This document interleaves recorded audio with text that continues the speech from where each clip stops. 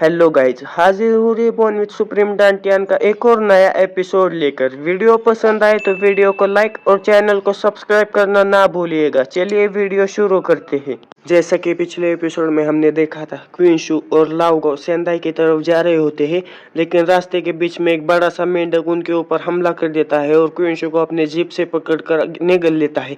ये देखकर लाओगो काफी गुस्सा हो जाता है और गुस्से में उस मेंढक की तरफ हमला करने के लिए बढ़ जाता है और उस मेंढक में और लाओगो में काफी घमासान युद्ध छिड़ जाता है।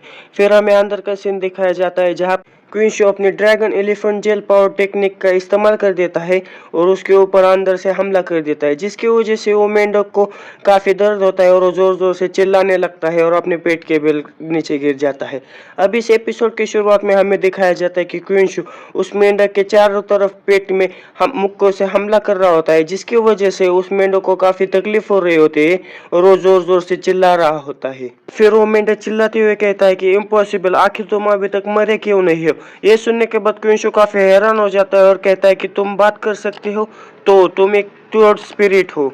ऐसा कहकर क्वीन शू अपने हाथों में इलेक्ट्रिसिटी इकट्ठा करने लगता है और जोर से चिल्लाते हुए उस मेंढक के पेट में अपनी इलेक्ट्रिसिटी से हमला करने लगता है। क्वीन शू के उन हमलों की वजह से उस बड़े से मेंढक को काफी तकलीफ होने लगती है और वो जोर जोर से चिल्लाने लगता है कि रुको, एक काफी दर्द कर रहा है, रुको, रुक जाओ। ये सब देखकर लाओगो कहता है कि सन ऑफ गॉड वर्दी है एक सन ऑफ गॉड बनने के लिए। उन्हें एक बीस्ट ने खा लिया लेकिन अभी भी वो ठीक है। और वो आगे कहता है कि अब जो समय है इस बड़े से मेंढक के लिए वो काफी बुरा होने वाला है। मेरे सन ऑफ गॉड को इतनी आसानी से तुम कैसे खा सकते हो। फिर हमें कुछ समय बाद का सीन दिखाया जाता है जहाँ पर उस मेंढक के काफी अच्छी तरह से धुलाई हो चुकी हुई होती है।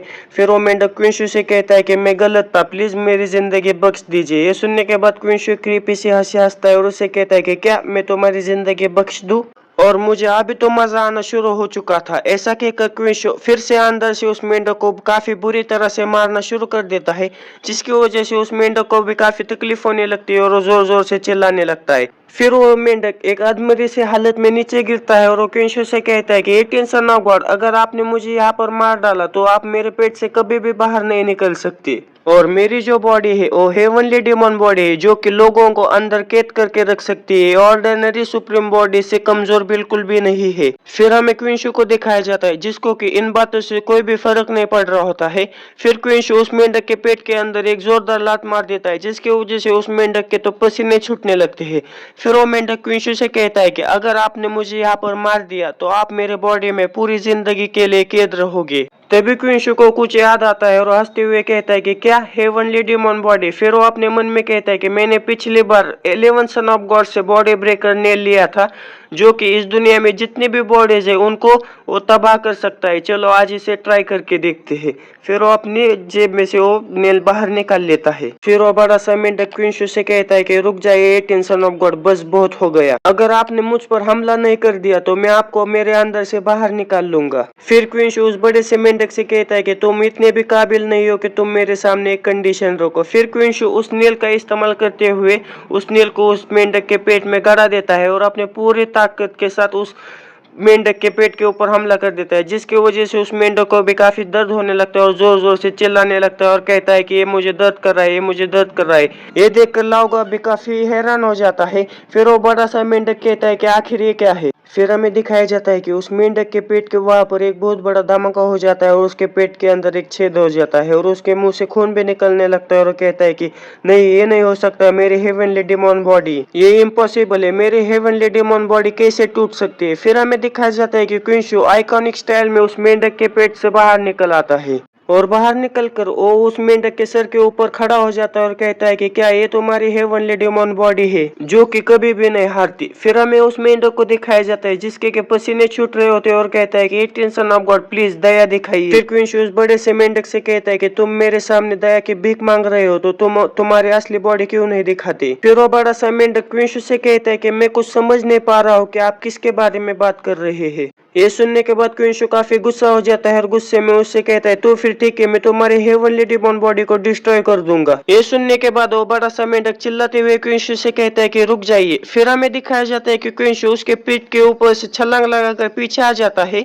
फिर वो मेंढक धीरे धीरे करके एक छोटा होने लगता है और वो एक इंसान में बदल जाता है। उस इंसान को देखकर लाओगाओ कहता है कि ये तो 12th सन ऑफ गॉड है। फिर क्विंशु गुस्से में कहता है कि 12th सन ऑफ गॉड योहांग। फिर 12th सन ऑफ गॉड क्विंशु से कहता है कि 18th सन ऑफ गॉड, आखिर आपने मेरी आइडेंटिटी कैसे ढूंढ ली? और मेरी जो हेवनली डेमन बॉडी है काफी अच्छी तरह से छुपती है। याओसिक में किसी को भी मेरे स्पेशल फिजिक के बारे में पता नहीं और बहुत सारे लोगों ने मेरे असली चेहरे को भी नहीं देखा। फिर क्विंशु उससे कहता है कि मुझे तुम्हारे आइडेंटिटी के बारे में कुछ भी नहीं पता था। मैंने बस ये सोचा कि जो डिमोनिक बीस्ट है ग्रेट सिल्वर माउंटेन के, वो कभी भी याओसिक के सन ऑफ गॉड के ऊपर हमला करने की या उन्हें मारने की कोशिश भी नहीं करेंगे। इसलिए मुझे ऐसा लगा कि तुम्हारी दूसरी कोई और आइडेंटिटी जरूर है।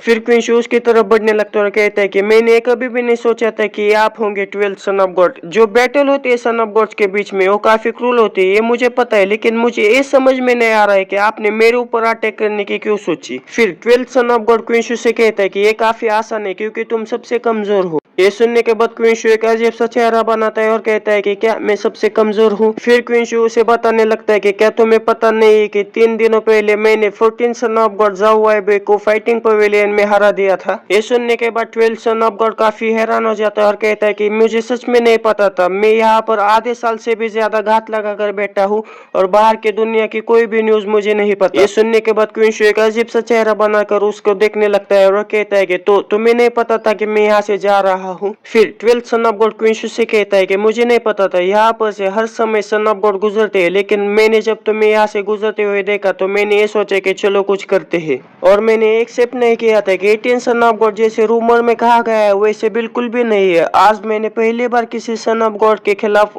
फाइट की है और अब मैं बहुत ही बुरी तरह से हारा हूँ। ये सुनने के बाद लाओगाओ क्विंशु से कहता है कि 12th सन ऑफ गॉड यहाँ पर आधे साल से घात लगा कर बैठे हैं, मुझे डर लग रहा है, ये सच में कोइंसिडेंस ही है ना? ये सुनने के बाद क्विंशु लाओगाओ से कहता है कि ये कोइंसिडेंस हो या ना हो, लेकिन हम इतनी जल्दी कंक्लूजन पर नहीं आ सकते। और ये जो 12th सन ऑफ गॉड है काफी मोटी चमड़ी का है, वो यहाँ पर 6 महीने से घात लगा कर बैठा है और किसी को इसके बारे में पता होगा तो कुछ भी करना उसके लिए इम्पॉसिबल बिल्कुल भी नहीं रहेगा। फिर लाओगाओ बड़ी हैरानी से क्विंशु से कहता है कि आप 16th son of God Park ईशेंग पर शक कर रहे हैं और आखिरकार 16th सन ऑफ गॉड वही है जिन्होंने आपको इनवाइट किया था सेंडाल में, और उसको पता था कि आप सेंडाई जाने के लिए ग्रेट सिल्वर माउंटेन से ही आपको गुजरना पड़ता है।